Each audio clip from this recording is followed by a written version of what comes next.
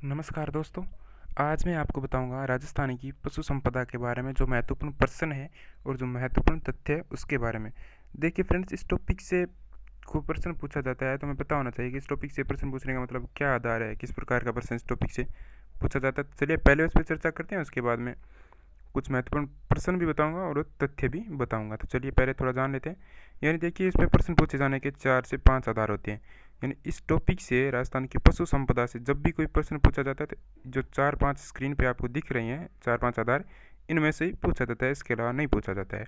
हो सकता है बाय चांस कोई प्रश्न पूछ लिया जाता है, लेकिन 90% इनमें से ही पूछा जाता है। अगर आप इन इन पूरे पाँचों को अगर याद कर लेते हो तो 90% ये टॉपिक आपका कवर हो जाता है और चांसेज है कि इनमें से ही प्रश्न पूछा जाता है। तो देखिए, सबसे पहले प्रश्न पूछा जाने की संभावना है वो है प्रमुख प्रजनन केंद्र। तो देखिए, इस वीडियो में मैंने आपको प्रमुख प्रजनन, जो पशुओं से संबंधित प्रजनन केंद्र होते हैं, वो उपलब्ध करवाए हैं। वीडियो के अंत में मैं आपको एक टेबल के माध्यम से बता दूंगा सारे प्रजनन केंद्र एक ही टेबल में। उसके बाद है प्रमुख पशु मेले। इनमें से भी प्रश्न पूछा जाता है। राजस्थान में प्रमुख पशुओं के 10 मेले लगते हैं, प्रमुखतः 10 मेले लगते हैं। वो भी मैंने इस वीडियो में अंत में टेबल बनाई है, वो उपलब्ध हो जाएगी। उसके बाद है नस्लों की प्रमुख विशेषताएं, यानी जो पशुओं की अलग अलग नस्लें होती है, उनमें से मतलब किस नस्ल की कौन सी विशेषताएं हैं। जैसे सर्वाधिक सुंदर बकरी कौन सी होती है, जो सवारी के लिए कौन सा ऊँट प्रसिद्ध है। इस प्रकार की मतलब अलग अलग नस्लों की कई विशेषताएं होती है, वो भी मैं प्रश्नों के साथ साथ आपको बता दूंगा। यानी जिससे रिलेटेड प्रश्न आएगा, जैसे मतलब बकरी से रिलेटेड प्रश्न आएगा, तो बकरी की सारी विशेषता मैं आपको उस प्रश्न के बाद में बताऊंगा। लिखित में भी होगी और बोलकर भी बताऊंगा। उसके बाद है प्रमुख नस्ल, यानी जो किस किस फसल की कौन कौन सी नस्ल है। ये शायद आपको लगी ये टॉपिक पढ़ा है तो आपको याद होगी, ना भी होगी तो बहुत सारे ट्रिक यूट्यूब पर उपलब्ध है, वो देख लेना।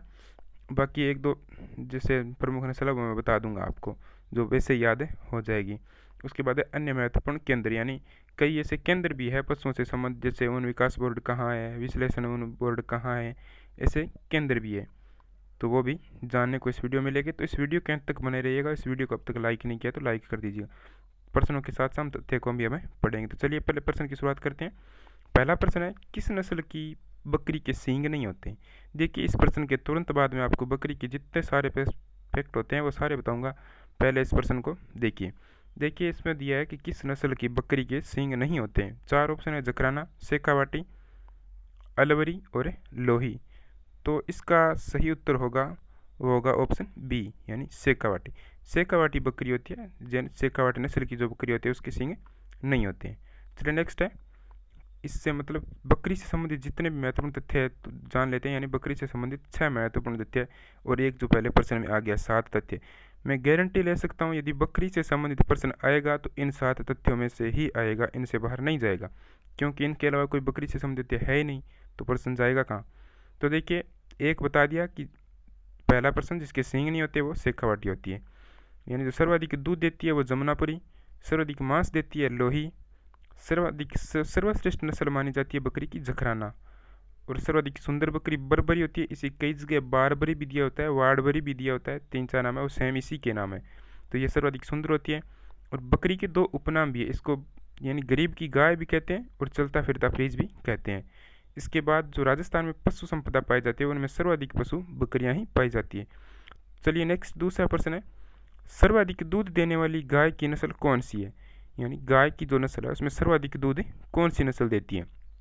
तो 4 ऑप्शन हमें दिए, थारपारकर, कांकरेज, राठी और मेवाती। तो देखिए फ्रेंड्स, इसका सही उत्तर होगा यानी राठी गाय, ऑप्शन सी।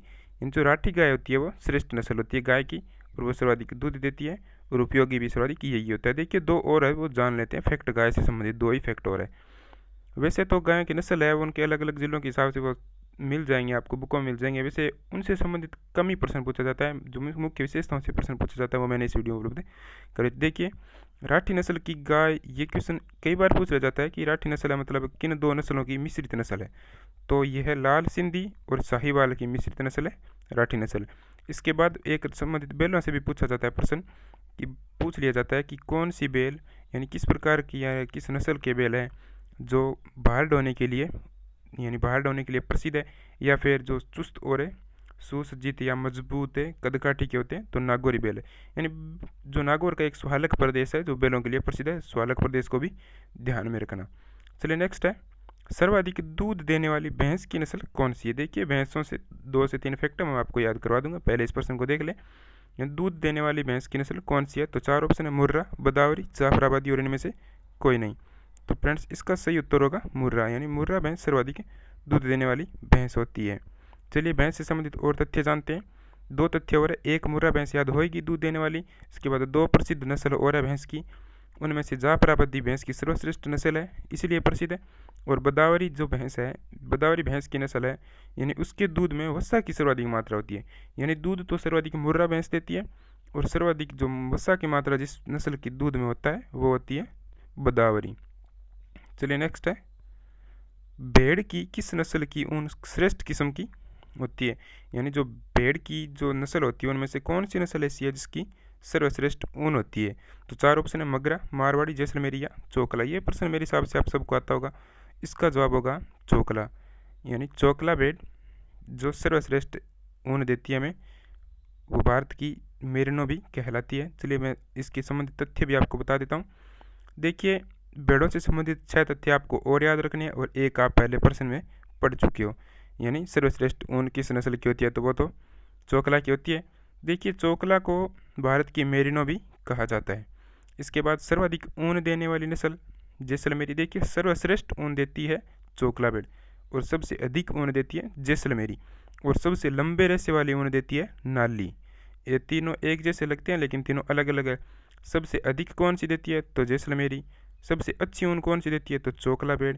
और सबसे लंबे रेशे वाली ऊन कौन सी भेड़ देती है? तो नाली भेड़। इसके अलावा 3 फैक्ट और है, सबसे अधिक मांस कौन सी देती है?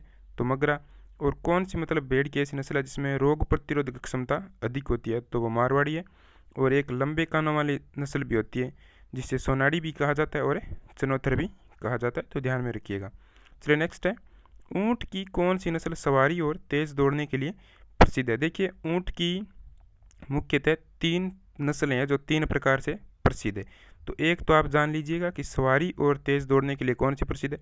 देखिए इसमें 4 ऑप्शन दिए, नाचना, गोमट, जैसलमेरी और बीकानेरी। तो इसमें से तो सही उत्तर होगा, यानी जो प्रसिद्ध है सवारी के लिए वो है नाचना। तो देखिए नाचना जो जैसलमेर में ही है वैसे, लेकिन प्रॉपर स्थान दिया जाता है तो वह सही होता है। तो देखिए नाचना के जो ऊँट है वो सवारी के लिए और तेज़ दौड़ने के लिए प्रसिद्ध है। उसके बाद जो गोमट के ऊँट है वो बाहर वाहक के रूप में प्रसिद्ध है, और जैसलमेरी ऊँट अपनी मत वाली चाल के लिए प्रसिद्ध है। ऊँट से संबंधित आपको सिर्फ 3 फैक्ट याद रखने हैं, यानी इसकी विशेषता से संबंधित 3 ही फैक्ट है। देखिए बाहर ढोने के लिए गोमट नस्ल है, तो सवारी के लिए हमने पहले अभी भी पढ़ा था जो नाचना की नस्ल है, उसके बाद मतवाली चाल के लिए जो जैसलमेरी नस्ल है। चलिए नेक्स्ट है, मालानी और मारवाड़ी किस नस्ल मतलब किस पशु की नस्ल है? देखिए इस प्रश्न का मुख्य उद्देश्य आपको 2 नस्ल याद करवाना है। देखिए इसका उत्तर होगा घोड़ा, ऑप्शन सी, यानी इस प्रश्न का सही उत्तर ऑप्शन सी होगा घोड़ा। इसका मुख्य मकसद यही था कि घोड़ा की 2 प्रमुख नस्लें आपको याद करवाई जाए। चलिए नेक्स्ट है, केंद्रीय ऊन विकास बोर्ड किस जिले में स्थित है? मैंने पहले भी बोला था जिस प्रकार से मतलब एक दो बोर्ड भी है, मुख्य केंद्र भी है, उनको भी उपलब्ध कराऊंगा, तो ये प्रश्न है। देखिए केंद्रीय ऊन विकास बोर्ड किस जिले में स्थित है? 4 ऑप्शन है, जोधपुर, बीकानेर, जयपुर, उदयपुर। तो फ्रेंड्स इसका सही उत्तर होगा जोधपुर, ऑप्शन ए, यानी केंद्रीय ऊन विकास बोर्ड तो जोधपुर में स्थित है। और एक ऊन से संबंधित और है केंद्रीय ऊन विश्लेषण प्रयोगशाला बीकानेर में। ध्यान रखना, अगर केंद्रीय ऊन विश्लेषण प्रयोगशाला है तो बीकानेर में, और केंद्रीय ऊन विकास बोर्ड है तो जोधपुर में। चलिए नेक्स्ट है, केंद्रीय भेड़ प्रजनन केंद्र कहाँ पर स्थित है? देखिए ये प्रजनन केंद्र से संबंधित एक प्रश्न है, कई बार पूछ लिया गया है और हो सकता है आगे भी पूछा जाए, और ये लगभग मुख्यतः भेड़ और ऊँट से संबंधित ही पूछा जाता है। तो भेड़ का तो इसमें बताइए आप कौन सा होगा? एविकानगर, रामसर, जोहड़बीड़िया, वल्लभनगर। देखिए चारों ही ऑप्शन है, इसमें चारों जगह पर भी प्रजनन केंद्र है लेकिन अलग अलग पशुओं की है। भेड़ के इसमें से एविकानगर में है, यानी एविकानगर टोंक जिले में जहाँ भेड़ प्रजनन केंद्र स्थित है, केंद्रीय भेड़ प्रजनन केंद्र है। ये राज्य भेड़ प्रजनन भी होता है, ये एविकानगर में केंद्रीय है। देखिए इस जो प्रमुख प्रजनन केंद्र है वो इस वीडियो के अंत में मैंने पहले भी बोला है, अब भी बोल रहा हूँ, उपलब्ध करवा दिए जाएंगे, लेकिन पहले 2 प्रश्न बाकी है वो जान लेते हैं। देखिए अगला प्रश्न है, राजस्थान की प्रथम डेयरी पद्मा किस जिले में?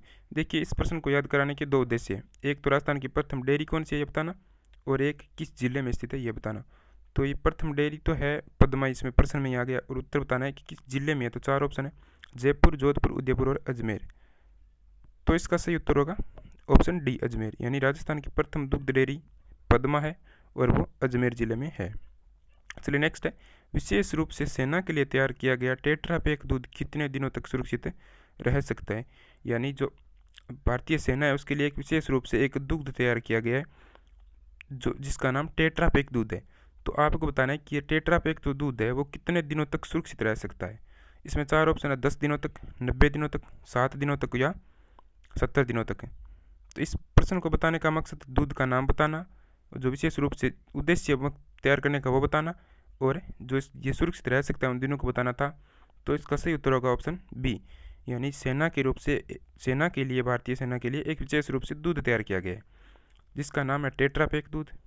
ये विशेष रूप से भारतीय सेना के लिए तैयार किया गया है और इसका मुख्य उद्देश्य 90 दिनों तक, यानी यह मुख्यतः 90 दिनों तक सुरक्षित रह सकता है। ये इसकी एक अलग ही विशेषता है। चलिए एक प्रश्न थंबनेल पर था उसको भी जान लेते हैं। वैसे 10 क्वेश्चन का स्लॉट था लेकिन एक एक्स्ट्रा जान लेते हैं। देखिए अगला क्वेश्चन है, ऊँटनी के दूध की एकमात्र डेयरी किस जिले में। यह भी इंपॉर्टेंट है क्वेश्चन, तो ध्यान में रखिएगा। 4 ऑप्शन दिए, जयपुर, बीकानेर, जोधपुर और उदयपुर। तो बताइए ऊँटनी के दूध की एकमात्र डेयरी किस जिले में। तो फ्रेंड्स इसका सही उत्तर होगा ऑप्शन बी, बीकानेर में, यानी जो ऊँटनी के दूध की एकमात्र डेयरी बीकानेर जिले में है। तो फ्रेंड्स आज की क्वेश्चन कंप्लीट हो गई। तो मैं आपको जो पहले बोला था वो उपलब्ध करवा देता हूँ टेबल। देखिए पहले है प्रमुख पशु प्रजनन केंद्र, यानी जो प्रमुख पशु प्रजनन केंद्र है उसकी टेबल बता दूँ आपको। तो केंद्रीय भेड़ प्रजनन केंद्र एविकानगर टोंक में, और राज्य भेड़ प्रजनन केंद्र राजस्थान में चित्तौड़गढ़ में है, जयपुर में, सीकर में और नागौर में। 4 है। देखिए केंद्रीय भेड़ प्रजनन केंद्र तो है एविकानगर टोंक में, और राज्य भेड़ प्रजनन केंद्र 4 जिलों में है।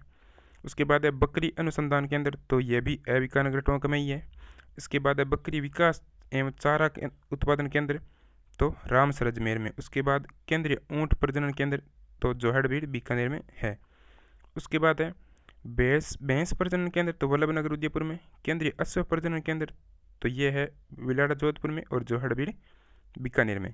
इसके बाद सूअर फार्म अलवर में है, पोल्ट्री फार्म जयपुर में, और कुक्कड़शाला जिसे हम मुर्गों से संबंधित भी कह सकते हैं तो वो अजमेर में। इसके बाद है गाय भैंस का जो कृत्रिम गर्भधारण किया जाता है वो केंद्र कहाँ पर है, तो बस्सी जयपुर और मंडौर जोधपुर में स्थित है। मंडौर वो रावणवाला ससुराल। चलिए नेक्स्ट है 12वां जो प्रजनन केंद्र है वो जान लेते हैं। राज्य गोवंश प्रजनन केंद्र, ये 5 से 6 है राजस्थान में। तो राज्य है गोवंश प्रजनन केंद्र, एक तो बस्सी जयपुर में, कुमेर भरतपुर में, डग झालावाड़ में, नोहर हनुमानगढ़ में, और चांदन जैसलमेर में और नागौर में भी है। चलिए अब पशु मेलों को भी जान लेते हैं। तो राजस्थान के प्रमुख पशु मेले कौन कौन से हैं, 10 पशु मेले हैं, वो 10 मैं आपको बता रहा हूँ। देखिए वीर तेजाजी पशु मेला पर्वत से नागौर में लगता है। बलदेव पशु मेला मेड़ता शहर नागौर में लगता है। रामदेव पशु मेला नागौर में लगता है। चंद्रभागा पशु मेला झालावाड़ में लगता है। गोमती सागर पशु मेला भी झालावाड़ में लगता है। चलिए नेक्स्ट है मल्लीनाथ पशु मेला तिलवाड़ा बाड़मेर में लगता है। गोगामेडी पशु मेला गोगामेडी नोहर हनुमानगढ़ में लगता है। कार्तिक पशु मेला पुष्कर अजमेर में लगता है, और आपको पता भी होगा जो पुष्कर का मेला है वो भी कार्तिक में लगता है।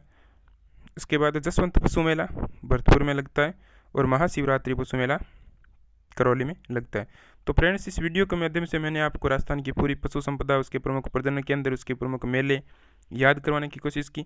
मैं उम्मीद करता हूँ आपको ये वीडियो हेल्पफुल होगा, आपके लिए हेल्पफुल होगा और आपको पसंद जरूर आएगा। तो आप इस वीडियो को लाइक ज़रूर कीजिए, और अब तक हमारे चैनल को सब्सक्राइब नहीं किया है तो सब्सक्राइब जरूर कीजिए।